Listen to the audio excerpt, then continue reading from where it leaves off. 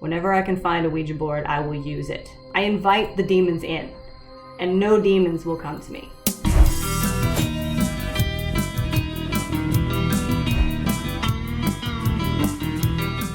I love Halloween. Dressing up, the whole vampires, mummies, you know. You give me a day where I can dress up as a witch or a vampire or Christine Daae, and I am all in. Halloween is my Christmas, it's my 4th of July, it's my New Year's Eve, it's my New Year's Day. It's everything to me. I'm not a huge fan of Halloween. It's mostly because it tends to be the time of year where everyone tries to be funny, and then it just really ends up in a really offensive costume like blackface.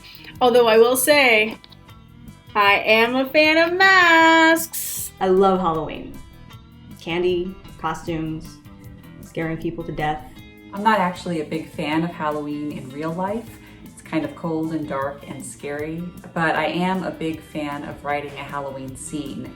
I've written, I think, 4 Halloween scenes in my books. Halloween is my favorite holiday. I don't just own this blanket for fun. It is a way of life. It is the culmination of all other holidays to me because it has the food, it has the family, it has the fun, and it has horror movies. I love Halloween. I live Halloween. I bleed Halloween.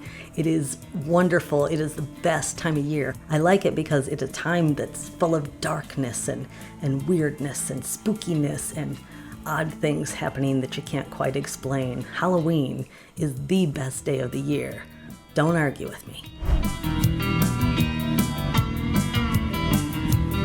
I used to live in a haunted house. I remember lying in bed, and all of a sudden I felt someone lay down beside me, and like I felt like something on my neck, and I was like, did my mom or something come in? I looked over and there was just an indentation in the pillow.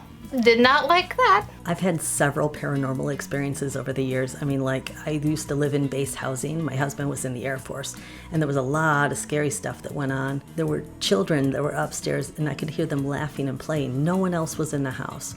And I mean, a lot of it happened in there. But I've had experiences everywhere I've lived, and I've lived a lot of places. I have had a paranormal experience. I was staying at a hotel down in Galveston. In the middle of the night, I went to the restroom, and the lights turned on automatically, and so I just assumed that it was like motion detective. The next morning was talking to the woman as she was checking us out at the front desk, and she was like, I really hope you enjoyed your stay. And I was like, yeah, you guys have like those really fancy like motion lights in the bathroom. And she was like, what are you talking about? From high school to college, every Ouija board or spirit board experience I have ever had has been always been underwhelming. I don't know how I get in contact with the spirit realm, and if anyone has tips, tell me. If I'm just too closed-minded, I don't know. I am constantly using Ouija boards.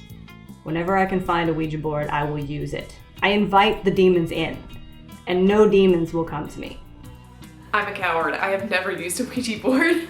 I am the person who moves it. So if you're ever Ouija boarding with me and you're wondering, yeah. My favorite Halloween costume was one I don't remember. I'm just gonna show you the photo.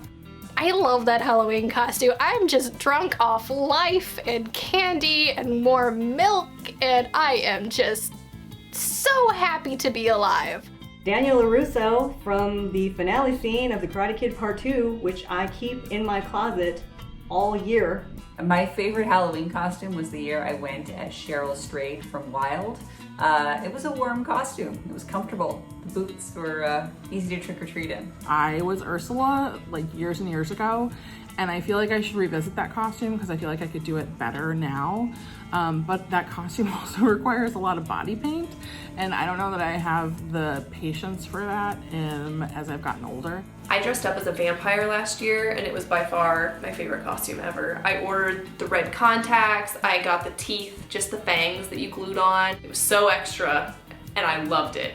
In 6th grade, I decided to be the Bride of Frankenstein. So I had really long hair, so I teased it up, and this is back in the days of Aquanet, and I sprayed it with hairspray until it stood up straight, And then I took white hair coloring spray and did the lightning bolts along the side, and then like really dramatic eye makeup. Wrapped myself up in a white blanket, and I was like the Bride of Frankenstein. It's either first or second grade. Well, all my friends were like Power Rangers and Teenage Mutant Ninja Turtles and Disney princesses and stuff like that. I was this grotesque, blood pouring out of my mouth, riddled with wounds and gore and blood, crazy monster mask, and a fake toe broken through. A long time ago, my husband, my son, and I put on our Renaissance fair clothes. And we got these little plastic torches and these little plastic pitchforks. We would run from house to house screaming, just, ah! When we'd get up to the door, they'd say, oh, what are you? And we'd say, we're an angry mob. And they're like, oh my God, what are you angry about? And we'd say, we don't know, but we can only be appeased by candy. And we did that for several houses, and it was one of the best Halloweens I have ever had in my life. If I could dress up as one of my characters, it would be Bisou Martel from Red Hood, a book in which I did write a Halloween scene. Bisou went as the woodsman, so another comfortable costume. Oh, this is hard. I feel like Willa Dean is the obvious answer because she's got that like iconic red dress and blonde hair. So it would be super easy. I would love to dress as Faith because that would be a really comfortable Halloween costume. If I could dress up as any of my characters, it would probably be Jane McKean, because she's amazing and she just shows up and kicks ass. And who doesn't want to just show up and kick ass? So I guess I'd want to dress up like Otis Otis. I mean, he has this cool purple top hat, which, goes with my hair. Not that you'd be able to see my hair. But I like the way he dresses. I think he's really sharp, he's fly, and I think it'd be fun. Of all my characters, I would most want to dress up as Friendo the Clown, who is the slasher villain in Clown in a Cornfield. Just because I kind of really built him from the ground up to just be cool looking and be creepy and be imposing. So I would just love to dress as him. I would want to dress up as Queen Arsinoe because there'd be a cool mask and a little bear and maybe a chicken. I would dress up as Morgane LeBlanc. She is my villain, obviously, and she is such an aesthetic. She's so glamorous. She has the long white hair, and in Blood and Honey, she wore these black velvet robes.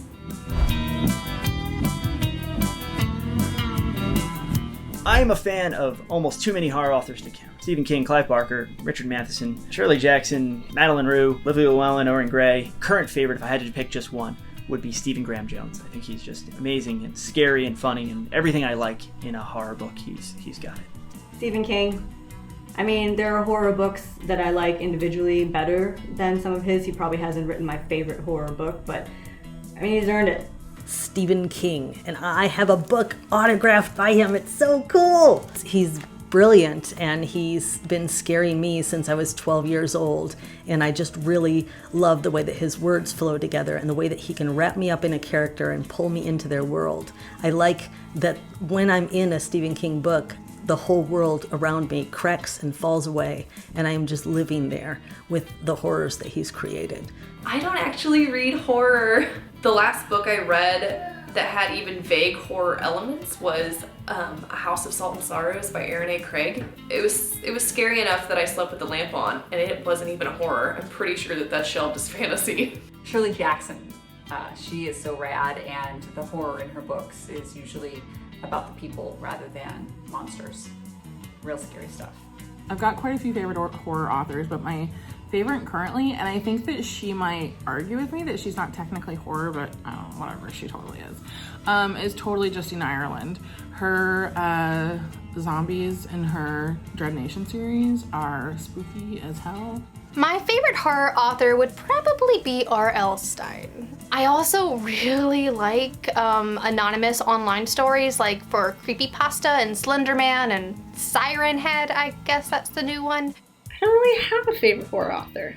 I'm just excited there's horror. There's horror to read. I recently read Rory Powers' Burn Our Bodies Down. That was great. Year of the Witching. That was amazing. And I'm really excited for Tiffany Jackson's upcoming horror novels because, well, let's be real. Her contemporary is pretty terrifying as it is. So if she's going full out horror, it's going to be amazing.